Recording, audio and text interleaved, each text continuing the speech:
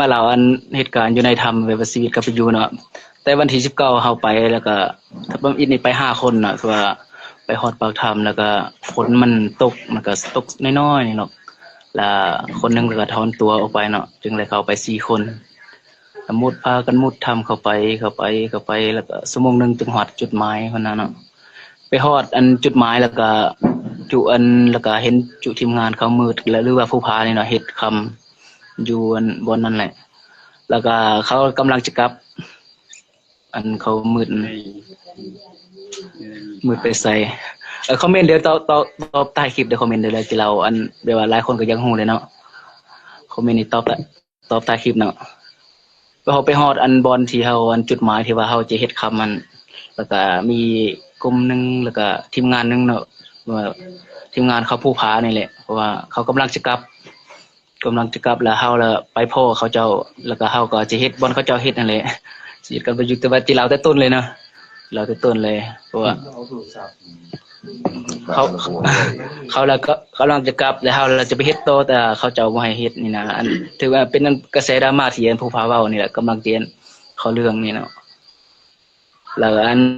ทีมงานเรามี5 คนแต่ว่าเขาเจ้าก็กลับ4 คนแล้วเขาเจ้ากลับแต่ว่าผู้พาในเราแล้วบ่กลับยานเฮาเฮ็ดซะใส่ให้แล้วมันงามเนาะก็เฮาแล้วตัดสินใจเฮ็ดอยู่ข้างๆเราหั่นแล้วเราก็เฮ็ดใส่ให้ตัวนั้นเลยโดยที่แบบเฮาเฮ็ดเนาะจะว่าโลภก็ว่าได้นะอันว่าจุเฮานี่ก็โลภหมดทั้ง3-4 คนนี่แหละผู้หนึงห่วงใส่แห่แล้วก็ผู้หนึงก็จอบสิเฮ็ดนำเนาะอันนี้ที่ว่าโลภก็สิแม่นหั่นแหละจึงเกิดเหตุการณ์แบบนี้ก็อาจเป็นไปได้เนาะแล้วมาฟังนำกันเนาะแล้วเฮาเฮ็ดอยู่ข้างๆเราหั่นเราก็ไว้เฮาเฮ็ดแล้วก็เฮาก็เฮ็ดอยู่ข้างๆหั่นว่าเฮ็ดไปฮอด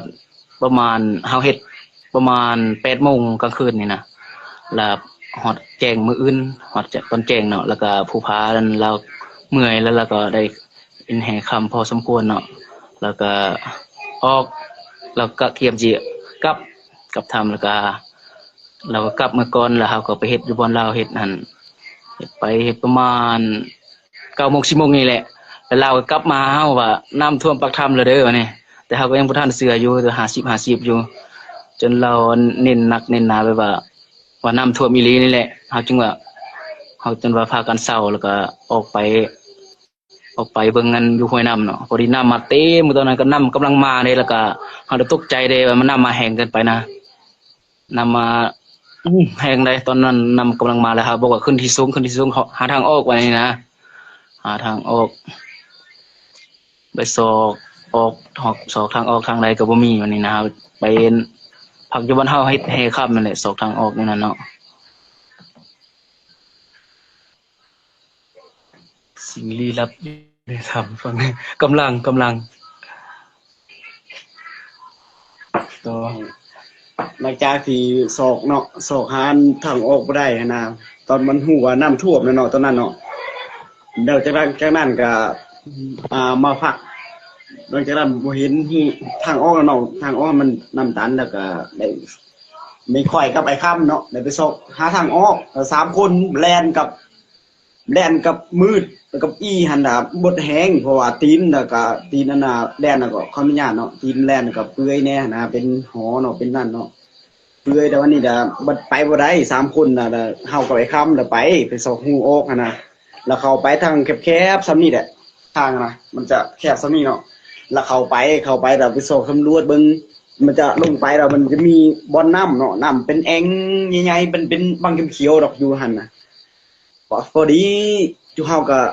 สิมุดไปก็มุดบ่ได้เพราะว่าน้ำท่วมอยู่ในผนังถ้ำเนาะว่าสิมุดไปเบิ่งว่ามันสิมีทางออกบ่สินะแล้วข้าพเจ้าเนาะข่อยนี่กับไอ้ค่ำนี่ล่ะเข้าไปเด้อ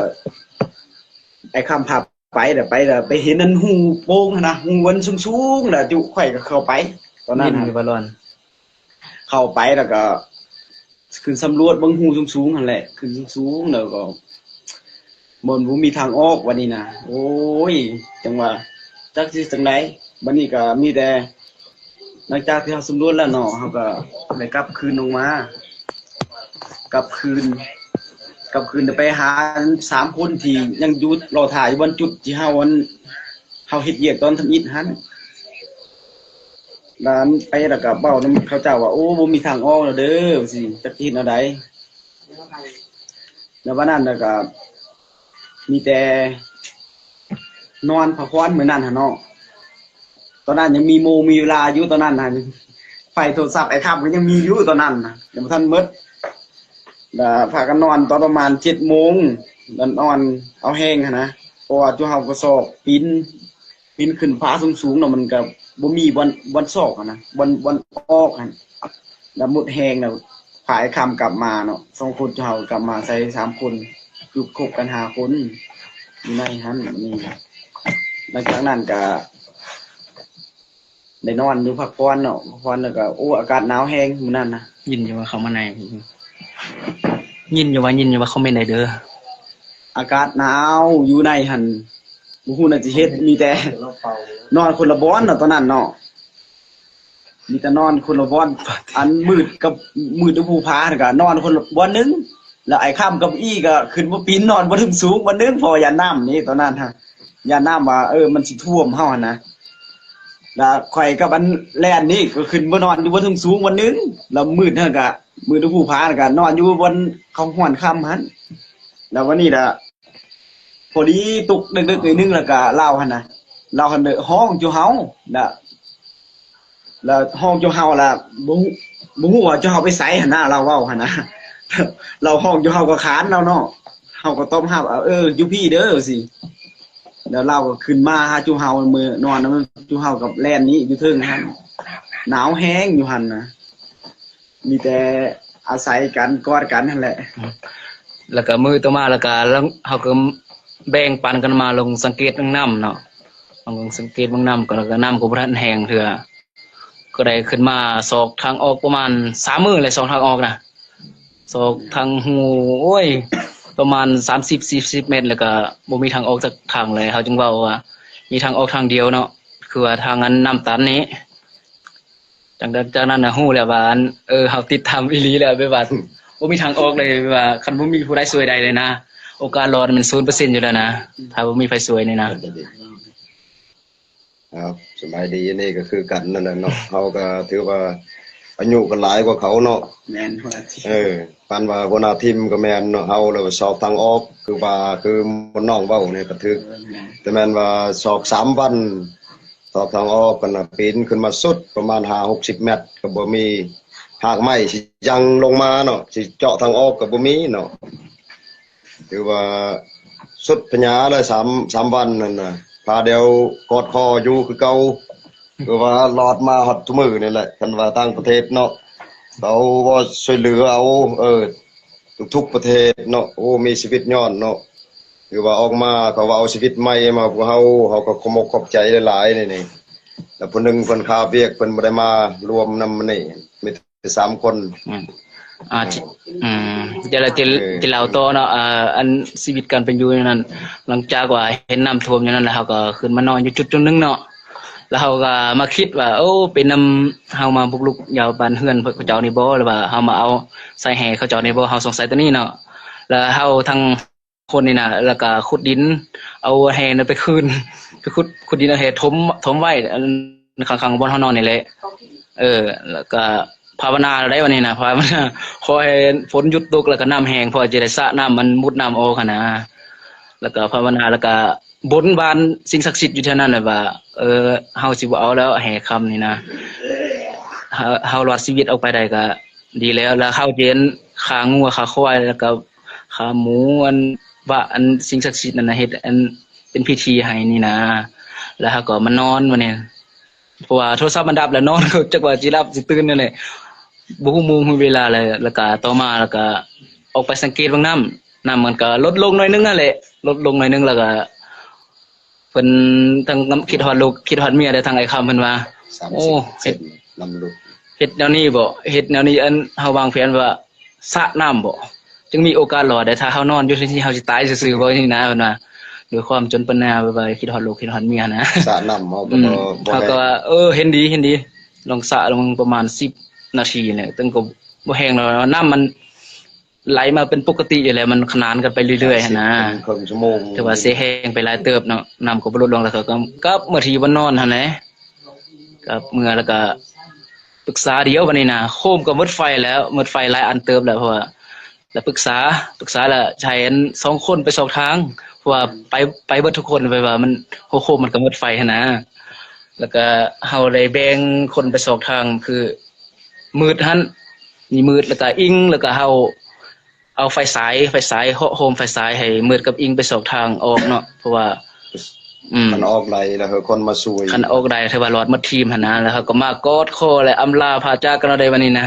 มนต์วันสิ่งศักดิ์สิทธิ์ขอให้ปกปักรักษาทั้งสองคนนี้ เพื่อให้เขาเจ้ารอดเมื่อแล้วก็นำคนมาสวยนั่นนี่นะไปหลังที่เขาเจ้าไปแล้วเป็นอะไรอิง โอ้ยไปหั่นก็มืดเนาะผู้ผาเนี่ยก็2คนเฮาก็ไปแล้วก็เข้าวันหูน้อยๆอันบ่เก่าหั่นแหละไปแล้วก็คิดว่าสิน้ำมันสิลงบ่มันเป็นแอ่งเขียวๆหั่นนะลงไปคิดว่าสิรอดไปหั่นน่ะแต่สุดท้ายมันก็ไปเบิ่งก็มันแห้งอยู่แต่ว่าเข้าไปในหั่นมันจะแห้งไปเนาะ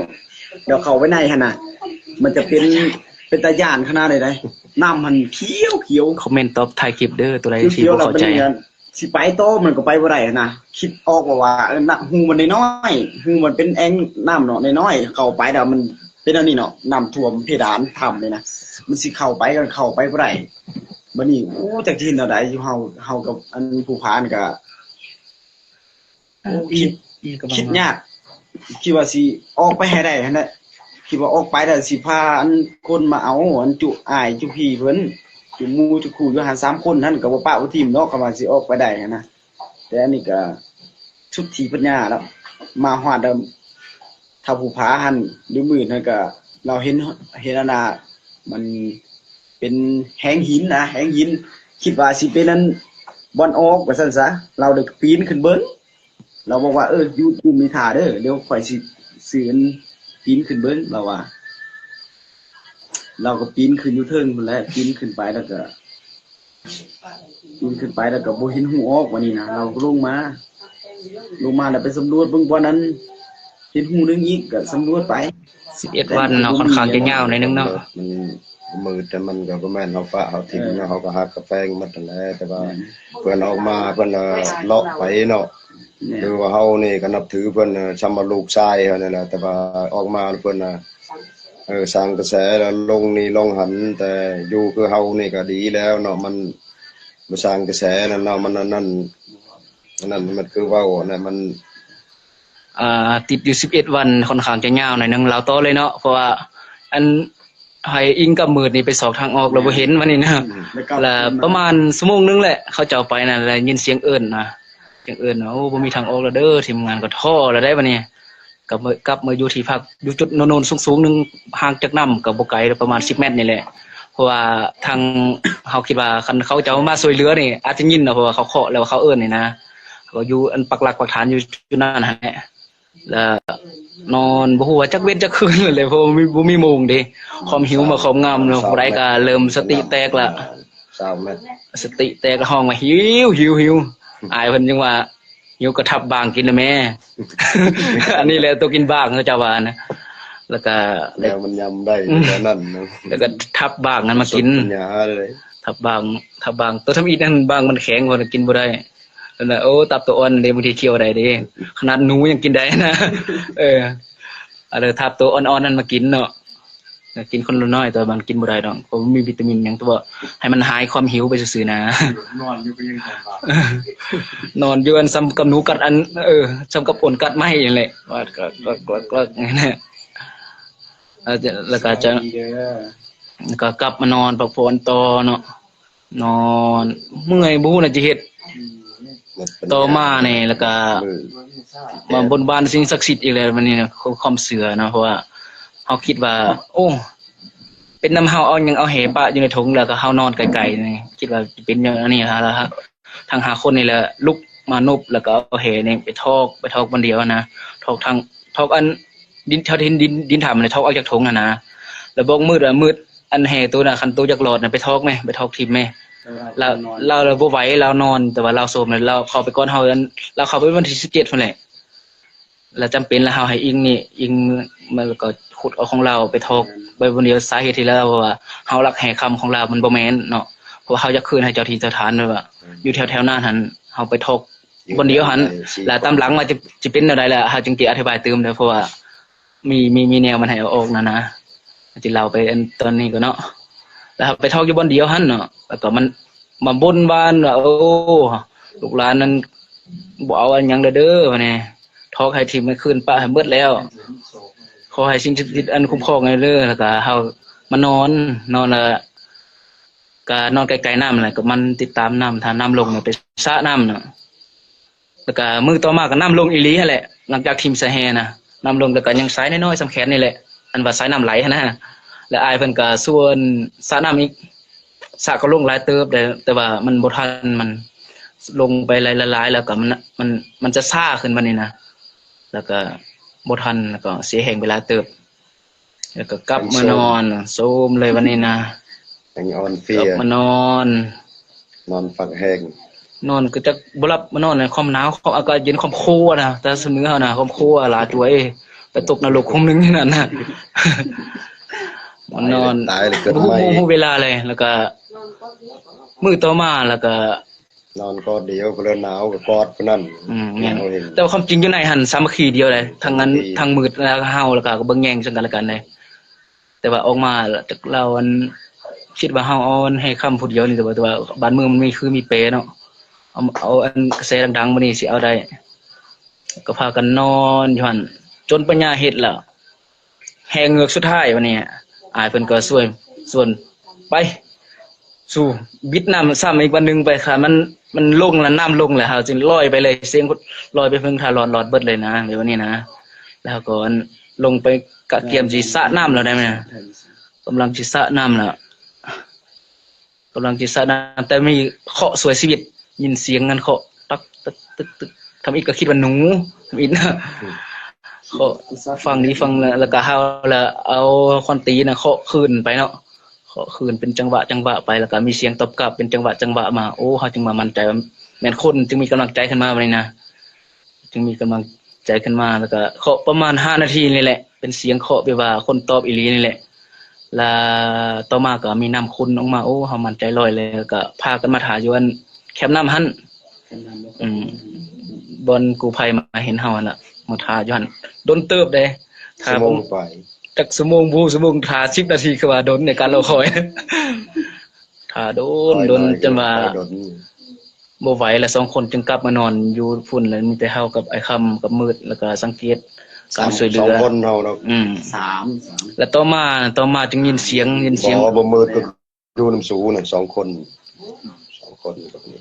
ต่อมาจะยินเสียงนั้นออกซิเนาะออกซินักกู้ภัยเข้ามาตรวจเสียงดังเบิ่งแฮงมันต้องพาเด้เสียงค่ำอยู่ในเนาะแคบๆก็ดังเฮากับไอ้ค่ำมันนั่งอยู่แคมป์น้ำเนาะวันนี้ตื่นเลยวันนี้คิดจะเป็น2เสียงเป็นพญานาคกับนักดำน้ำนี่แหละความตื่นนะดีแต่ว่าบุดขึ้นมาเป็นนักดำน้ำเนาะแล้วก็เป็นคนไทยแล้วก็คนฟินแลนด์นะโอ้ยความอัดใจมา 7-8 มื้อแต่ว่าเฮาความจริงนั้น 7-8 มื้อแล้วเขาคิดว่า10ปลายมื้ออยู่ในหั่นนะความหิวและความทรมานแล้วก็เป็นอย่างที่เฮาคิดนั่นเด้ว่าโอ้คันมีคนไทยหรือว่าคนต่างประเทศมาช่วยจังสิได้เพราะว่าการกู้ภัยครั้งนี้มันยากเพราะว่าเป็นตามที่เฮาคิดความภูมิใจความอัดใจออกมาระบายให้ออกมาเบิดเลยแล้วก็เอิ้นจุยิงกับอีนอนอยู่เทิงลงมาผู้ใดก็ให้ดังที่เห็นอยู่ในคลิปนั่นแหละนั่นเนาะแล้วเพิ่นก็เอาน้ำเกลือแห่แล้วก็เอาของเหลวที่มีวิตามินเพิ่นบ่ทันให้กินหยัง2คนนั่นดีไว้ตอบท้ายคลิปเอาของเหลวเอาหยังมาให้เนาะว่าโอ้แล้วมื้อต่อมาเพิ่นจึงเตียนกู้ภัยอันทำการช่วยเหลือเนาะเฮาก็กลับมานอนได้มันมีความดีใจต่อหลังจากกันกู้ภัยเห็นเนาะเฮาก็ตอนนั้นทันเข้าใจบ่ว่าอันช่วงท่านบ่เฮ็ดกู้ภัยหั่นนะมันนอนท่าความตายความหวังบ่มีหยังแล้วความหวังหั่นนะ 0% แล้วหลังจากที่กู้ภัยแล้วเฮาก็ยังมีหวังเห็นแล้วเห็นอันเฮาก็นอนท่าความหวังวันนี้น่ะก็ยังนอนหลับแน่ตอนนั้นยังบ่ทันนั้นเห็นนั่นน่ะโอ้ความหวังนี่บ่มีเลยว่าจังได๋ก็คือสิตายนั่นแหละ จักผู้ใดสิตายก่อนหรือตายหลังเท่านั้นแหละจังว่าโอ้ยดีแต่มียังบุญยังมีแต่เขามาช่วยเอาหั่นบ่ว่าแต่ทีมใดเนาะมาช่วยเอาก็ขอใจนำเพิ่นนะ ยังบ่จบเลย กินข้าวกินน้ำมันนั่นหั่นบ่ได้กินได้ตอนนั้นประธานทีมกู้ภัยหั่นมีแต่กินน้ำเนาะกินน้ำประทังชีวิตเนี่ยน้ำนี่แหละ ภายหลังที่เห็นนั้นกู้ภัยมาแล้วก็ดีใจแล้วก็ขึ้นมานอนอยู่บนเก่าเพราะว่าอันเราทาการช่วยเหลืออยู่เนาะแล้วก็ขึ้นมานอนอยู่จุดเก่าแล้วก็ดีใจแฮงเลยว่าเฮาจะนั่งร่มกันเมื่อคืนนะหรือว่าบ่หลับบ่นอนเลยนะผู้ใดก็ดีใจแฮงก็มานั่งร่มชีวิตกันไปอยู่ตั้งแต่ละคนนั่นแหละเพราะความรักความสามัคคีเพราะว่าตายพร้อมตายอยู่พร้อมอยู่นี่แหละก็สาบานกันอยู่ให้ในหันเพิ่นเป็นเพิ่นตายเพราะว่าจะได้ออกอยู่ในออกจากถ้ำมาก็คือเก่าจิว่าแนวนี้นะแล้วก็ต่อมาแล้วก็บ่หลับบ่นอนเนาะคิดว่ากู้ภัยจะมานะการรอคอยคือว่า10นาที20นาทีก็คือว่าดนนี่แหละถ้ารอคอยก็บ่มาเนาะกู้ภัยคิดว่าเป็น 2-3 มื้อแล้วนะเขาจึงมาหาเฮานะคือบ่เอาอาหารมาส่งให้แล้วก็มาคิดจินตนาการไปแนวใหม่แล้วได้บัดนี้ เริ่มสติแตกกันแล้วโอ้แม่นนักกู้ภัยที่บ่มาเห็นเฮานี่นะว่านี่นะหรือว่าพญานาคบ่คือว่านานมาส่งอาหารแท้แล้วก็ทางไอ้ค่ำเพิ่นก็คิดฮอดลูกคิดฮอดเมียเลยแล้วก็เพิ่นก็ได้ลงไปแคมน้ำพุ่นน่ะเคาะเพื่อจะมีคนมาช่วยนะ อย่าหายได้จิเล่าเด้อ นี่มา มาเลยพี่ ไง อีมาแล้ว นั่งไง จ้า ไปเร็วมา สบายเลยสบายเลย แล้วเราคิดฮอดลูกคิดฮอดเมียเราลงมาเคาะไปว่าจะมีเสียงกันตอบกลับก็บ่มีเนาะบ่มีแล้วเราก็อัดใจมาหลายมื้อแล้วคิดฮอดหน้าลูกหน้าเมียแล้วก็ให้ระบายออกมาแหละให้ทำบักน้อยๆเสียงบักดังเนาะเฮาก็เป็นห่วง ให้ก็เฮาก็เอิ้นใส่ว่าโอ้อ้ายครับเอ้ยอย่าให้เถอะเพราะว่าทีมงานมันจะอันนั้นน่ะมันสิหดหูหั่นน่ะแล้วก็ให้อิงลงไปปอบเนาะอิงลงไปปอบใจเพิ่นอิงลงไปก็กอดคออ้ายเพิ่นก็สามัคคีให้เลยเขาเจ้าก็ให้นั่นแหละ ให้จนว่าทีมงานกู้ภัยขึ้นมาเขาเจ้าจึงเซาให้นั่นแหละ เป็นเด้อเราจังไห้ เป็นเด้อจังไห้นะครับ ให้กระทอดลูกกระทอดเมียเนาะกระทอดอ้ายกระทอดน้องอยู่บ้านเนาะเขาก็สิให้ลื่นเฮาอีกเนาะเฮาก็บ่ฮู้เฮาก็ติดทำอยู่ในเนาะคือว่าน่ะมันอุกใจได้อยู่ในเนาะเด้อก็ว่าเพิ่นก็บ่มาช่วยมีแต่ตายน่ะอ่านมาตาย 100% นั่นน่ะบ่มีว่าจะมีเปอร์เซ็นต์ว่าเอาก็ยังคิดว่าเว้าน้ำเบาแล้วกับน้องชายนี่กับทุกคนน่ะ4-5 คนเนาะอยู่นำกันก็ตายกับความตายแห้งกับความแห้งว่าอยู่นำเดียวนี่แหละถือว่าถ้าตำว่าต่างประเทศเนาะเขาดำน้ำมาช่วยเหลือเฮาในต่างประเทศนี่เขาต้องช่วยได้เขาก็คิดมีแต่เส้นทางเดียวกันก็พร้อมกันคิดว่าหาชีวิตนั่นน่ะอยู่ในอันถือว่าสุดปัญญาได้สอบทางออกก็บ่มีเลยเด้ ความทรมาน ทรมาน ความหนาวความทรมาน พลหนาวก็กอดไว้เนาะพลที่เฮาหนาวก็ไอ้น้องก็กอดไว้นะกะลาน้องกะลานุ่งกะลาเบาก็กอดเอาไว้เฮาก็หนาวเด้อายุเฮาก็หลายกว่าเขาเด้ หน้าตาแต่ละคนฮอดบ่จื้อแล้วความม่วมนะไม่ว่าคิดว่าคนสิตายนะ ก็โหว่าจะตายแล้วบ่ล่าป้าไปเลยน่าใดก็น่าจะตายเลยคิดสิบ่รอดแล้วนะหน้าไปจะดำหมดแล้วเนาะมันบ่ได้ล้างหน้าหลายมื้อเป็นทิศ2ทิศด้วยมันก็ดำ ยังมีเรือสวนแลนหน้าตานะ บ่มีน้ำตอนเข้าไปบ่มีน้ำเพราะคนแห้ง อยู่นี่เขาก็บ่ฮู้ทางเฮาก็คือว่าประสบการณ์นึงเนาะเฮาก็คือว่าอายุหลายแล้วก็ชวนก็เจ้าออก3มื้อก็หมดหวังน่ะสมบาเอ้ยว่าไอ้น้องเอ้ยว่าบ่มีทางออกแล้วว่าซั่นมีแต่กอดเขาให้เท่านั้นแหละดี7-8 มื้อเนาะมื้อที่8แล้วเขามาจั่วผลน่ะก็ดีใจก็ให้นะหิวนะถือว่าหิวนี่แหละหลายกว่านั่น จนได้ทับบางกินนั่นแหละ ทับบางก็เลยทับแท้แต่มันกินบ่ไหลก็เว้าน่ะกินปุนเล็กละน้อย สกินเม็ดก็กินบ่ไรหรอกยอมรับอยู่นี่เลยมือใกล้จะออกกันประมาณมึง3 มื้อเนาะสิกะจะได้ออกกันเฮาละฝันว่ามีคนยามมันมี4 คนเนาะเป็นว่าคือด่านตำรวจนี่แล้วเขาเปิดด่านอยู่แล้วมันห้วยบ่อนน้ำไหลน้ำอัดเฮาแล้วมันทางรถแต่ว่ามันวางน้ำละล่าเนาะเฮาฝันแท้นี่ฝันว่าเขาจะเปิดทาง3 วันจะออกก็ออกบ่ออกแล้วจะปิด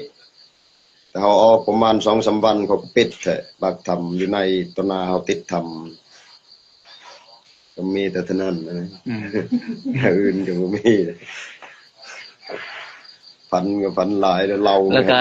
ภายหลังงานจบอันทีมงานกู้ภัยแล้วแต่ละคนจังเราการเราความฝันของตัวเองนะเพราะว่าที่เราตอนนั้นมันสิย่านเฮานะว่าย่านคนอื่นหรือว่าตื่นจุกใจแล้วก็อีก็ฝันแน่เพราะสาเหตุที่เอาเหออกมายันว่าอีฝันนี่อีฝันว่าเขาจะอนุญาตให้ออกมาแล้วแม่นบ่อีเฮายังเอาออกมาก็คิดว่าจีบ่เป็นแนวนี้เอาออกมาก็คันไล่เงินตัวนั้นมาก็จีแก้ว่าแก้บนน่ะเลี้ยงพี่น้องไทยบ้านนั่นแหละจึงเลยเอาออกมาแล้วก็บ่พอแหละอันเงินอันตัวนั้นน่ะอันแม่น แก้ว่าแก้บนน่ะแล้วก็แต่จกเงินตัวเองออกอีกหลายเติมเพราะว่าอีมาเล่าความฝันใส่เฮาอันทีมงานเฮาก็ว่าฝันแท้จึงเอาออกไปได้เฮาว่านี่มันก็ว่าฝันแท้เนาะแล้วก็เพิ่นตามความฝันว่าเลยก็อีมันอันปันบานเฮ้นี่เอาอนุญาตเอาออกเลยบ่ล่ะบ่าเอาออกได้แต่เทื่อเลี้ยวนี่แหละเทื่อหน้าไวแล้วแล้วนี้เราจึงปล่อยเอาออกมาเอาออกแต่หน่อยเดียวนึงน่ะเพราะว่าเฮาทอกทีมแล้วอันแห่ตัวนั้นน่ะแล้วรวมทั้งของมืดแน่มืดจึงอันมันจึงอันเป็นห่วมส่วนน้ำเดียวนั่นแหละบัดนี้นะเพราะเป็นทั้ง5 คนเพราะว่าแล้วก่อนสิเอานะเฮาอันทั้ง5 คนนี่ไปนบกับอันแบบว่านบไปไหว้อันสิ่งศักดิ์สิทธิ์อยู่นั่นน่ะขออนุญาตเขาเจ้านะไปนบไปไหว้แบบว่าขอออกเอาแห่นี้ออกไปเด้อถ้าว่าขายได้หักได้เงินจะเอาไปซื้องัวซื้อควายซื้อหมูเอามาแก้บนโดยที่บ่มีไผเอาเงินนั่นจะกีบนี่นะแล้วก็เฮาเอาอันใดอัน2 ถุงอันดังที่เห็นแต่ว่าอันนั้นเป็นถุงของผู้ตายแล้วก็เสียมเป็นคนตีแน่เนาะตัวนั้นก็จำเป็นต้องแล้วออกเพราะว่าหัวตายเฮามันหมดแล้วก็ได้เปลี่ยนไปดีถ้ามีในเฮาก็อยากเอาแต่ชีวิตรอดออกไปแล้วนะแต่ว่าตัวนั้นก็จำเป็นได้ออกไปแน่อันจึงมีอันดราม่าอันที่ว่าอันเฮากับมืดอันเป็นนั่นน่ะแต่เฮาบ่ตอบโต้เพราะว่าอาจารย์มันก็บ่ให้ตอบโต้หยังเพราะว่ากระแสดราม่ามันจึงงั้นจียาวไปเนาะอันนี้มาเว้าเป็นความจริงเลยอันนี้นะแล้วเฮาจึงมาเอาอันแห่เนาะเอาแห่แล้วก็มานั่งทากู้ภัยหันมาหลายจุดนึงสั่งเขาดูดน้ำดูดในดูดปะในมันออกบ่ได้จบเงินบัญชีเองมันนะเห็นนะเม่นได้เด้อแต่มีเวลาตอบอยู่แล้วก็จิเล่าไปพร้อมเลย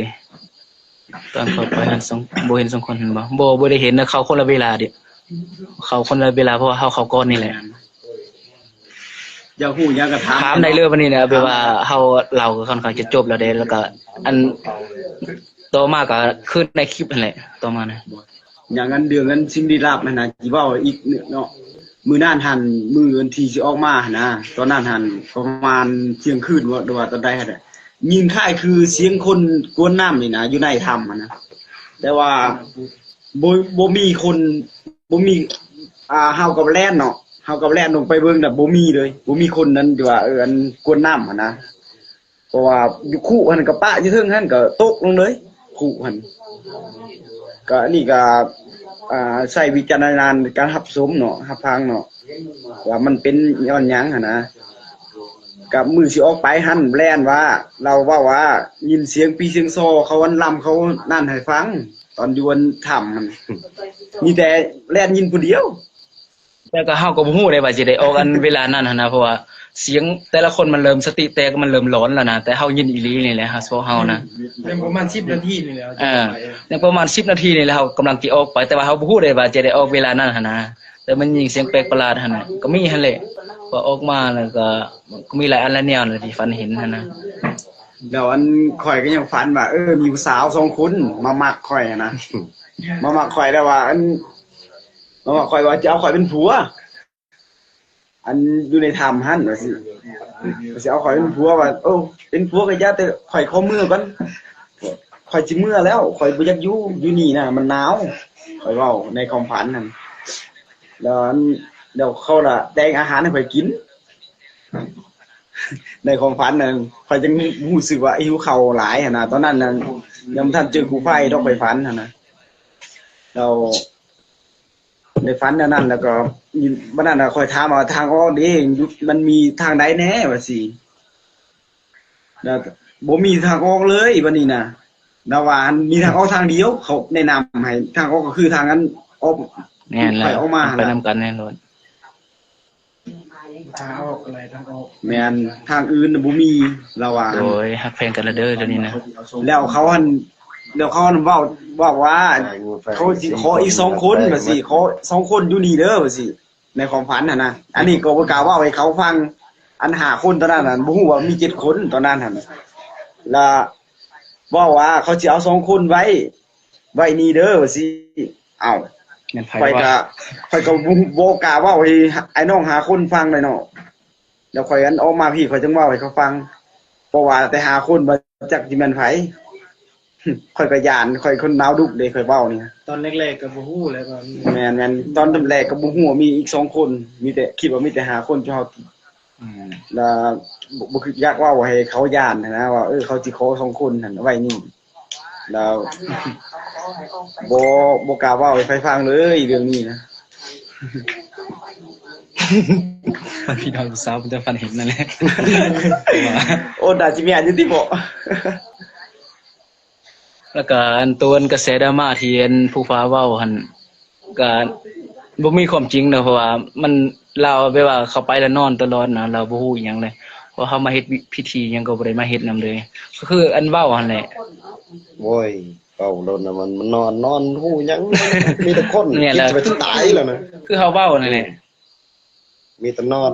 โอ้คันว่า ลุกก็บ่จึกลุก ว่า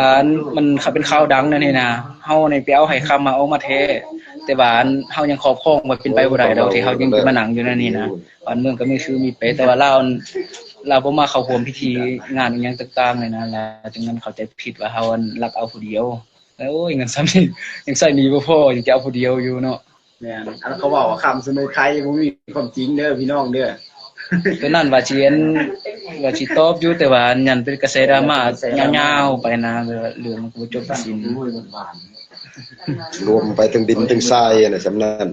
ถามได้เลยตอนนี้ก็เรากำลังจะจบแล้วแสดงว่า ตอนออกมาหั่นนี่ ไป ไอ้คำเว้าซะตอนออกมาหั่นเนาะ นั่นเนาะ ตอนออกมาแล้วก็เขาดูดน้ำออกเนาะดูดน้ำแห้งแล้วก็เฮ็ดช่องฟางสำนี้เนาะเอากระดำออก2-3เทื่อจังฮอดมันมีบ่อนหันใจเนาะเฮาขึ้นหันใจแล้วก็ดำออกอีก3เทื่อแล้วเทื่อที่3น่ะดำอีกแล้วไปฮอดใดเนาะฮอดใดแล้วก็ดำช่องก้อนหินอันนี้ก็ขึ้นเมื่อบอนตาดสูงนั่นนวันน้ำลงอัด ใจเด้อ ใจเด้อมีแต่ตัวนี้แต่มือออกก็ออก4คนแท้ แม่นแล้วกังวลเนี่ยเพราะเฮาก็บ่ได้ฟันหยังอยู่ในถามเฮาก็ว่าเขาบ่ได้ฟันหยังแล้วก็ถามมืดว่ามืดตัวก็ฟันหยังคือเขาเด้อว่าแล้วก็บ่ได้ฟันเด้อว่า บ่ได้ฝัน แต่ว่าเราออกมาแล้วเราว่ามีแต่ความฝันนั่นแต่ว่าเราว่าญาติเฮาญาติอันนี้นะแต่ว่ามันเราความฝันเขาอิงกับไอ้คำนี้ก็บ่มีกระแสดราม่าเนี่ยเพราะว่าเราเอามาเราความจริงอ่ะบ่มีบ่ยังมีกระแสด ใน ราม่า หั่นคือสิมีให้ได้ผี ถาม นั่นน่ะมึงบ่ ถามแล้วถามผู้ฟ้ามันบ่ได้ฝันหยังมันโอ้ยคนลุกมันก็ไปลุกนะคิดจะตายก่อนเฮานะ ขนาดน่ะแบบว่าออกซิน่ะไม่มี2ถังเนาะลาวนี่บ่สบายลาวจะอดบ่ไหวแล้วก็เฮานี่แบ่งผู้พาในลาวจะบ่ไหวแล้วเฮาเอาผู้พาออกก่อนเนาะ ส่งออกก่อน แล้วก็ผู้ที่2แม่นไอ้คำเพราะว่าเพิ่นคิดฮอดลูกคิดฮอดเมีย ออกบ่ได้ แต่ว่าออกบ่ได้ย้อนคำสัญญาสิว่าออกไปพร้อมกันบ่หรือว่าเราใส่ออกซิบ่เป็นบ่อย่างนั้นนะเลยออกบ่ได้ยังค้างอยู่4คนหั่นนะบ่แม่นว่าโอ้สมพ่อมืดทิ่มแหนน่ะจะออกไปได้มันบ่แม่นเพราะว่าเฮาสิละให้เราออกก่อน สละเอากันเอาก่อนนะผู้ฟ้านะ พอเราก็บ่ไหวแท้ แต่ แล้ว แต่จริงมันเปลือก็จะออกเนาะแต่คือเว้า โอ้ยไปบ่อยากออก คนนั่นว่าสองคนนั่นต่อคอมเมนต์เขาได้วันนี้นะดูสองคนเลย แม่นแล้วฮักแขวงเดียวนั่นแหละเราชีวิตมาได้ดีจิตใจที่สุดแล้วนี่ เดือสองคนหันยังบ่ฮู้เด้อฮู้ชะตากรรมตัวนี้นะยังบ่ทันฮู้ข่าวหยังเพราะว่ากู้ภัยเพิ่นก็ถอนตัวออกหมดแล้ว มีแต่ภาวนาให้มีสิ่งศักดิ์สิทธิ์อะไรคุ้มครองเขาไว้นะผู้คอยก็ยากให้เขาสองคนนั้นออกมาสุดเลยตอนนี้นะ ก็จะปลอดภัยก็แต่เฮานั่นแหละแต่จำเป็นเนาะมันบ่เห็นฮอดมื้อนี้เนาะเดี๋ยวก็ออกหมดทุกคนนั่นน่ะเบิ่งไปข้างไปค่านั่นเนาะเอาก็เห็นใจอยู่ลูกเมียก็รอคอยทุกวันเนาะเอาก็โอ้มื้อมาแก้บะแก้บนเนาะก็โอ้ไขทางก็เจ้าออกเด้อเฮาก็นบเจ้าที่เจ้าทานหันหมดทุกวิธีแต่เฮาก็ช่วยเหลือสองค ว่าน นะ คน แต่ ว่า ว่า สิออกมาสิบวชให้ วันสุดท้ายมาก็รอทาคู่มือนี่ก็บ่เห็นเด้ออกมาแล้วก็เฮาก็ไปปลุกปืนอยู่หมอแล้วก็กลับมาเฮาก็ยังได้ช่วยเหลือเนาะปลูกไฟ 2-3 มื้อคนเครื่องคนของ พอแต่หมอ สอง มา 4ลงมา4คน เพราะว่าสองคนที่ติดนั่น ตาม เป็น มื มื อ อ ก็ เฮา บ่ เนี่ย เห็นอยู่แต่ว่าเพิ่นบ่ได้ช่วยเวียกปลูกไฟ เห็นคนเอาของอยู่ของกินเอามืออยู่แต่ แม่นแล้ว ส่งเขาส่งน้ำเอาไปเห็น มืดเนี่ยไปซุ่มนะเพราะว่าเรา แต่เฮาก็เอามือคือกันนะแต่บ่ได้เอาลงคลิปแต่เฮาก็เอามือคือกันเขานำเมื่อตอน บ่เห็นเขาคนละเวลา เขาคนเวลาเอาเมื่อสวยกลางเป็นกลางคืนนำได้เมื่อสวยเวียกกูไฟ ส่วนที่กู้ภัยก็ออกมาก็แข็งแห้งนิดนึงกับมือซื้อเวียกแบกกันทางออกซิเจนแล้วไป หลับแล้วเข้าไปแล้ว คิดอะไรนั่นลาบแล้ววันนี้ เขาช่วยเหลือเอาชีวิตมาหลอดหนึงมันยังไปแล้วมันยังเข้าแล้วโหนี่ลาบละ แล้วก็แจ้ง ลาบเจ้านี่ มื้ออื่นสิออกเดินทางไปแขวงไชยสมบูรณ์แล้วทั้ง4คนในเจไปบวช